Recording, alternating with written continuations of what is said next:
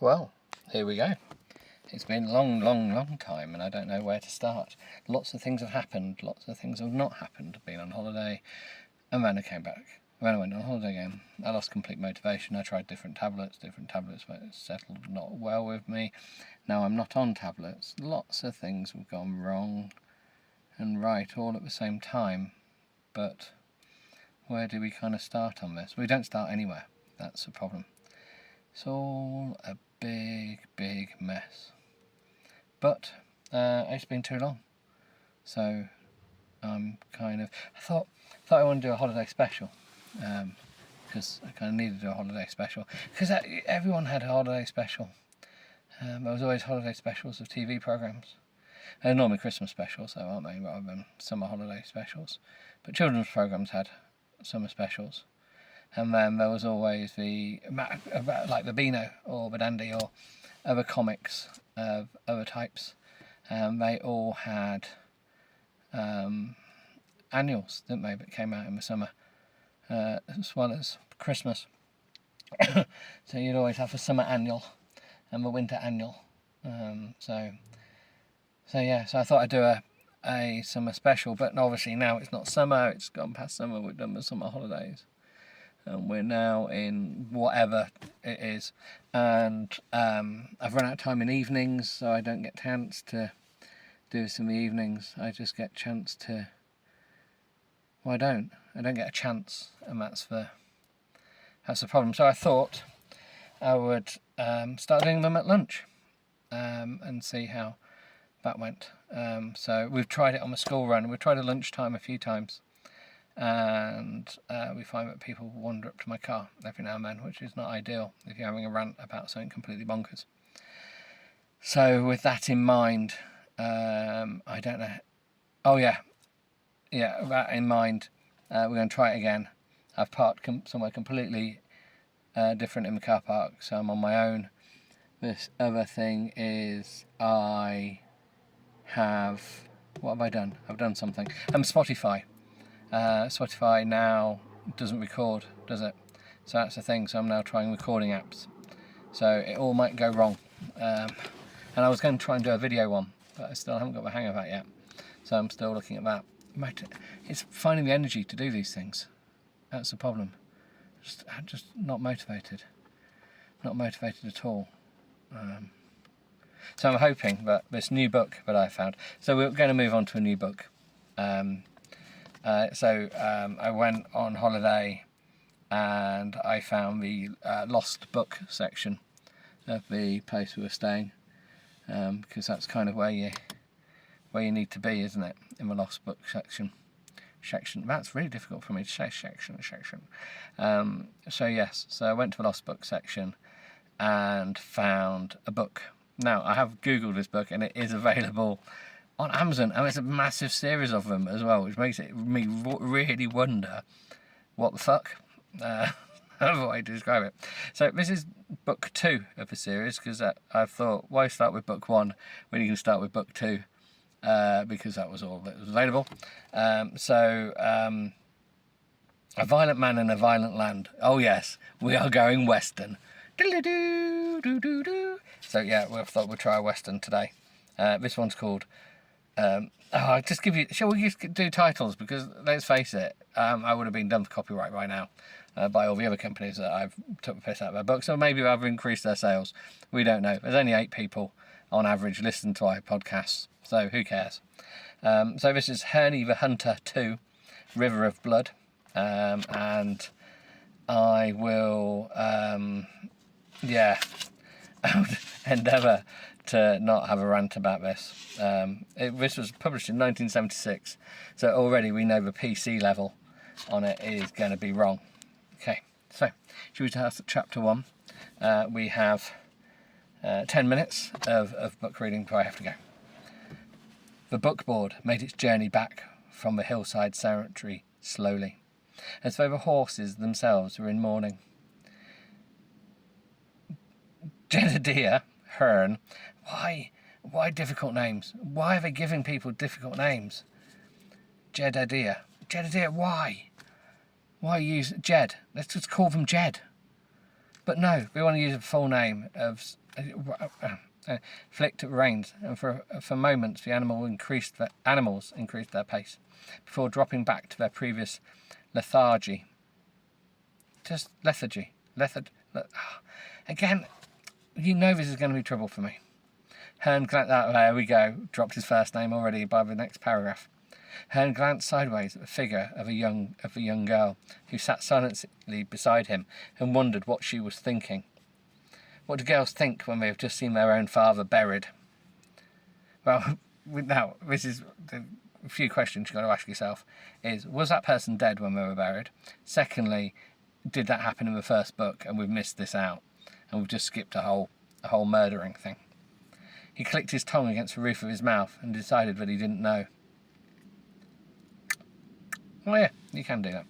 It wasn't as though she had only seen him laid to rest. She had seen him killed as well. Ah, there we go. So he's been killed.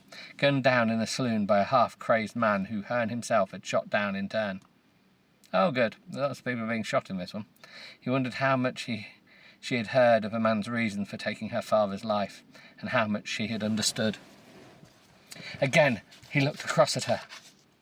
He noted the full mouth, set now almost in a pout, the figure beginning to swell into womanhood. Hands small and slender, clenching tightly together. Rebecca Yates, 14 years of age. 14 years of age. Okay, I think we might be walking into a little bit of an issue here. Alone in the world. Alone except for Hearn. He had things to do which she would not be party. The girl turned and looked at him frankly, with her deep-set, serious eyes. Ah, another person talking about eyes. Didn't we talk about eyes in the previous books? Because people eyes used to lock, didn't they? Like suckers. Had obviously been thinking the same thoughts.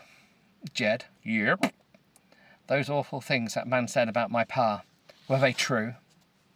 Hearn turned his gaze and looked at the town of Phoenix ahead of them. Oh, Phoenix, I've been to Phoenix. Lovely town, Phoenix. I'd recommend it. Jed, she reached across and laid her hand gently on his thigh. I'm not a child anymore, you know. You can tell me the truth. Yes, you're still a child. You're 14, and by law, you are still a child. So stop it. We don't want that type of talk in here, please. His hand still lay. The hand still lay lightly on his leg. It troubled him, and he was not sure why. Because she's 14. That's why it troubled you. We don't want to go down that bridge. I reckon what the man said was close to the truth. See, Becky, your pa was affected by what happened to your ma, and by chasing the men who killed her, and so... Becky interrupted him. So did those horrible things... So did those horrible things to that... Rubbish sentence. Becky interrupted him. So he did those horrible things to the poor girl. He cut her up with that knife he always used to carry. Cut her up and did those things that man said. Her voice is getting louder now. You're saying he did those things because of what happened to my ma. I really don't want to know what things happened. I don't want to read book 1 now. Again, Hearn looked away, and this time she flung herself at him, and her thin arms wound around him. She sobbed against his body, and soon she could feel where the wetness of his tears had soaked through the material of his shirt. It was the first time she had cried. But as Hearn sat there, he was not thinking of this girl. Well, what was he thinking of? I think he's trying not to think of a girl because she's 14. His thoughts were of another years before, not much older than Becky was now. A beautiful young girl who had fallen in love with and married. His Lewis, only 16 when she had first become his, only 19 when 7 men had trudged through the snowdrift up to their cabin, with Hearn away. Although he had not been there, he could hear now the splintering of the wooden door echoing inside his head, as it must have done when they had smashed their way in. And then they had raped, abused, and defiled her body until she had gone out of her mind. Crazy. Well, I like the way the writer just threw that in there. Please tell me, who wrote this? Oh, it's a guy. Obviously it was a guy. So matter of fact, raped, abused and defiled. That's just, yeah, just putting it but mildly, isn't it? Just putting it out there. Just very subtle. So on that morning, after he had returned early enough to catch the first rays of a new day's sun, she had gone into the barn and, in her best green velvet dress, and hung herself. Oh, it's good that she was in a velvet dress, because there's nothing worse than getting blood out of velvet, is there? And she's hung herself. That's lovely. So yeah. Now I did think I'd parked somewhere, but obviously not. Now someone's pulled up next to me, which is quite inconvenient. Hearn clenched his eyes shut, and in the tight blackness of his mind he could see her body swinging slightly in the early breeze from the open door. I felt like there should be a cat just like sitting on the floor, just tapping her to make her swing a bit more. I'm glad they've painted this picture. It was what I really, really didn't want. You could see the light glinting from the gold ring on her finger. Their wedding ring, till death do us part. Well, I think they parted. His eyes opened again, and he looked around him. Something was glinting still, something high in the building to the right. He pushed Becky away from him hard, and threw himself to the right, his hand instinctively reaching for the butt of his Colt 45 as he rolled out of the bookboard. Can someone tell me what a bookboard is, or do I have to Google it? We'll ask Google later. But because I'm using my phone to record this, and Google's on my phone at the moment. Well, Google's on everyone's phone, isn't she? Well, not everyone's phone, because if people have Apple, then she's not. That's right. Anyway, as he came up out of the roll, he fired in the direction of the upper window. 2 bullets tore into the woodwork of the seat where he and Becky had been sitting. He fired again, then ducked round to the other side of the wagon. The horses were rearing and snorting. What were they snorting? Horses with cocaine issues. It's becoming a problem nowadays, isn't it? What with drugged up sharks and horses snorting, what are we going to? Jolting wheels and harnesses noisily. Becky lay still on the rough earth beside the bookboard. Hearn reached a hand down onto her shoulder, setting himself between her and the wheel, between her and the gunman. Becky, are you all right? He felt her stir under his hand, and she moved her head round. I think so. He looked at her and recognised fear in her wide eyes. Then he turned his attention to their attacker. The building from which the shots had come was one of a number right on the edge of town. Well, that's because they were coming into town. They weren't in the centre of town, so it would be a really long shot. There was no sign of a gun at the upstairs window now. Maybe he'd gone. Maybe he was still waiting. Only one way to find out. Hearn showed himself slightly around the corner of the wagon, and a shot winged out in his direction. Still there. He looked at Becky, crouching behind the still shifting bookboard. He couldn't stay where he was and draw fire which might find her as a target. With an order that she stay down and out of sight, Hearn loosed off another shot at the window. Then he ran for the side of the building. Fast. Well, you wouldn't kind of jog, would you? You're thinking, if you're being shot at, I can't imagine people just like walking and being shot at. You kind of want to run, I would imagine.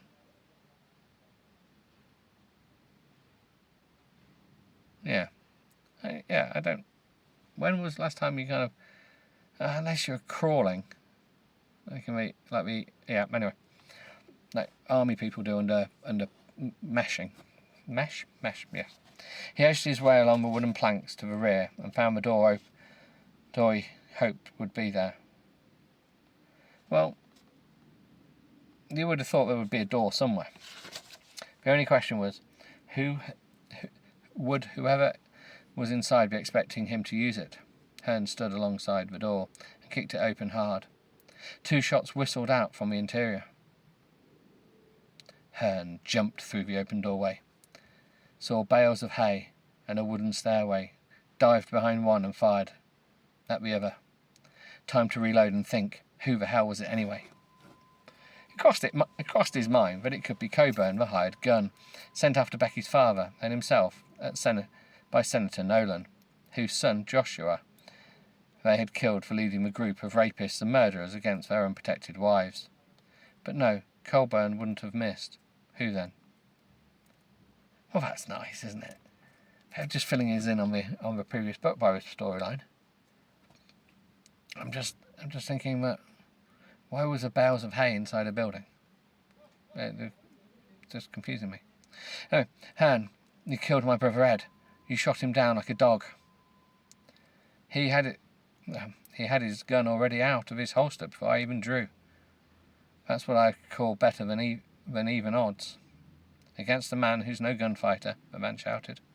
Why, Ed stood no chance against you, and you must have known it. Hearn called back. What chance did my partner have against him? Oh, not partner, partner. Put a D in that. Oh, that is so awful. Partner. My partner. No. With his back turned towards him. Now the man was silent. You call that fair? Shouted Hearn again. 3 shots in his back. All while he'd been talking, Hearn had been busily reloading his Colt and trying to get a good sight of Ed Fisher's brother. There was a dark shape in the shadow at the top of the stairs, not clearly defined enough to be sure. Maybe you're like your brother, Hearn taunted, scared to fight men face to face. It has to be from behind or from an upstairs window. Regular family of dirty bushwhackers, I reckon. Bushwhacker, we got a bushwhacker. Isn't that a hedge trimmer? Like a strimmer in the UK. Family of dirty strimmers. Doesn't sound the same, does it? The shape stirred. A leg moved down from the stairs from the darkness. Hearn took a quick but careful aim and fired. Oh, I shot him with a leg, that's all. I suppose.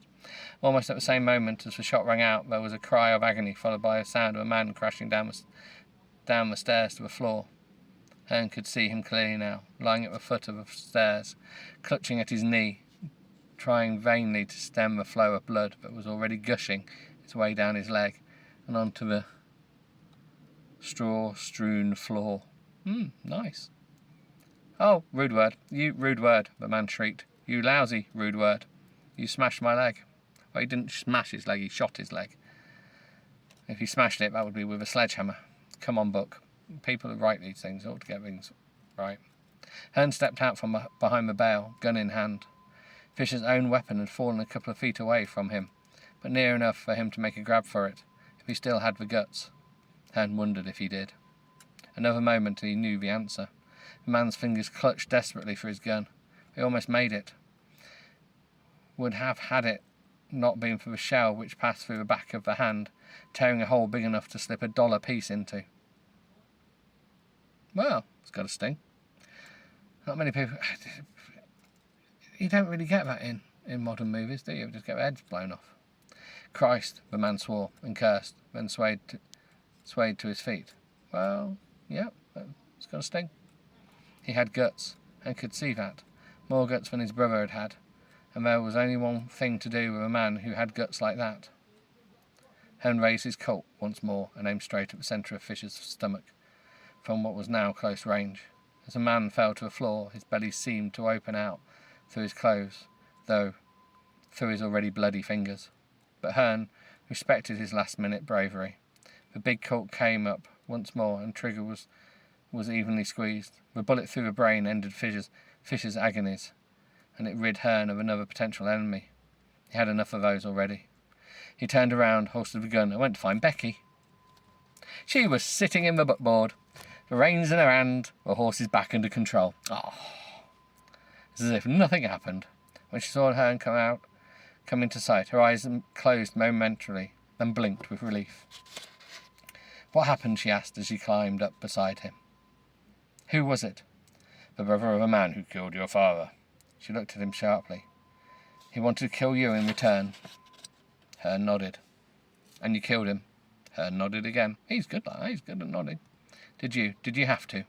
Her voice was tremulous. Tremulous? It's an interesting word, isn't it?